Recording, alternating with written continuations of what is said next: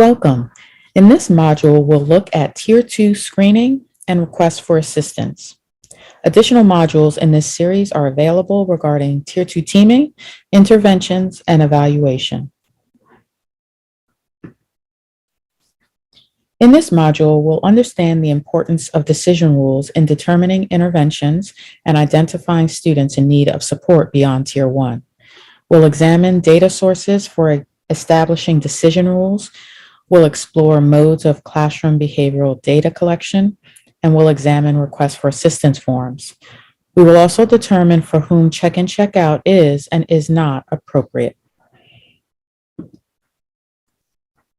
Our roadmap, once again, is the Tier 2 Tier Fidelity Inventory, or TFI. It contains 13 features organized within 3 categories: teams, interventions, and evaluation. In this module, we'll be focusing on features 2.3, screening, and 2.4, requests for assistance. The Tiered Fidelity Inventory document is located within each school's PBIS Google Drive. 2.3, screening, involves the Tier 2 team using decision rules or multiple sources of data to identify students who require Tier 2 support. Take a moment to read the scoring rubric or criteria for this feature.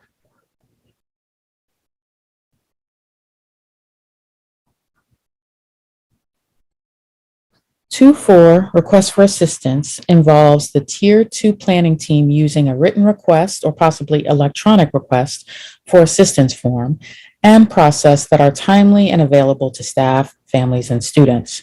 Take a moment to read the scoring rubric or criteria for this feature.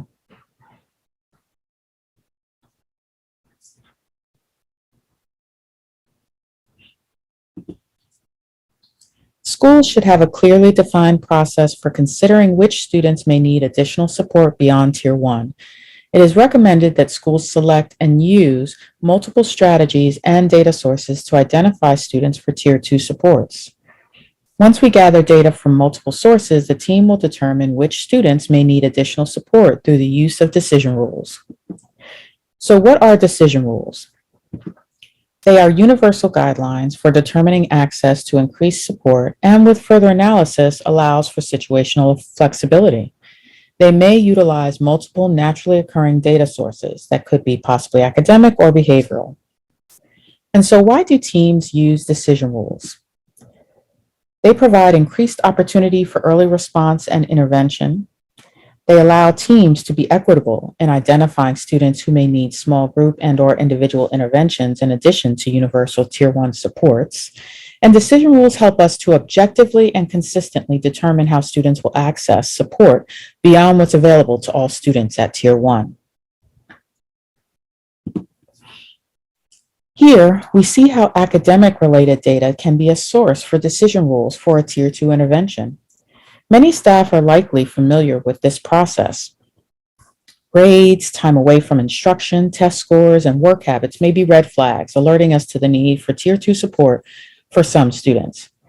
As far as academics go, they're not 100% predictors. For example, not all students with academic deficits end up with behavioral challenges, but they could be used as points for discussion for the Tier 2 team. For instance, if a student is identified with academic challenges, his or her name gets raised as a possible student who may require behavior support as well. However, we should keep in mind that some students who have academic challenges don't necessarily need behavioral support. Just as we consider multiple data sources when developing academic-related decision rules, we do the same with behavior-related decision rules. For instance, we may consider consecutive classroom behaviors, office discipline referrals, suspensions, time away from instruction, absences, work habits, and tardies when determining eligible students. Other indicators could include informal recommendations from family, administrators, and staff, as well as frequent visits possibly to the nurse or a counselor. It's important to note that an effective identification process should generate information about students experiencing externalizing or internalizing behaviors. Externalizing behaviors are those that are able to be observed, while internalizing behaviors are often directed inward. It's important to consider a variety of sources for decision rules. No single method is likely to identify all students who need Tier 2 support. Here are examples of those decision rules used by elementary and secondary schools in Virginia Beach. The ovals indicate markers to determine students who may not be responding to Tier 1 supports. Data sources may look different depending on each school. Each school team determines their own decision rules. A student does not have to meet every criterion in order to be considered for Tier 2 support. Remember, decision rules are universal guidelines for determining access to increased support, and with further analysis allows for situational flexibility. This flexibility is evidenced in the team's conversations during the meeting. As the team discusses students being considered for support, team members are often able to discuss a bigger, more holistic picture of students based on their knowledge of each student and their circumstances. On the right, you'll notice a sample set of decision rules used at a Virginia Beach middle school. Note that the first marker on each of these samples is classroom managed behavior. We'll take a look at this data source next. Around classroom behavioral data is helpful because this is the data that captures those behaviors that are not office discipline referral worthy, but could become office discipline referrals if not addressed. Remember, an important focus of Tier 2 interventions is supporting students who are at risk of developing more serious problem behavior and intervening before it starts. There are several benefits to collecting classroom level data, as you see listed on this slide, that benefit both students as well as staff. As we've noted on the left of this slide, schools determine when it might make sense to document classroom level data. Think about the data sources that currently exist in your school that could be used to capture classroom behavioral data. How are we keeping track of students who have had several phone calls home regarding behavior? Some schools may use a parent communication log as a data source. Schools may also use reflection or think sheets as a data source. Or they may consider how they're documenting when students are removed from instruction but don't require an office discipline referral. To document classroom level data, some schools use a classroom behavioral observation form. On the right, we see a hard copy version of one such form. These behaviors are considered to be low-level behaviors that a teacher can be expected to manage within the classroom, as opposed to writing an office discipline referral as a consequence. This is a data collection tool used at Tier 1. Take a moment to review the components of this form. This paper form can easily be converted to a Google survey. A link to this form will be provided to you in this module. Take a moment to review a middle school digital classroom behavior observation form used by grade level or department teams. Here again, we see classroom behavioral data being collected and reviewed to determine if there are behavior patterns, either school-wide or by grade level. The grade level team looks at the data together at their monthly meeting to develop solutions based on the problems. This form can be designed to be completed monthly as a team or completed monthly by individual teachers. Note that at the bottom right corner, they have asked the names of students whose parents have been contacted 2 or more times by 2 or more teachers within the month. That is one of this team's decision rules for determining which students may be eligible for check in, check out, or another Tier 2 intervention. Another way to identify students for check in, check out, or other Tier 2 interventions is through the use of a request for assistance form. Staff and families may request assistance and consideration for Tier 2 support for students. Here are 2 examples used within Virginia Beach that can be completed by staff or modified for use by family members and students. The goal is for anyone to be able to request assistance for a student at any time.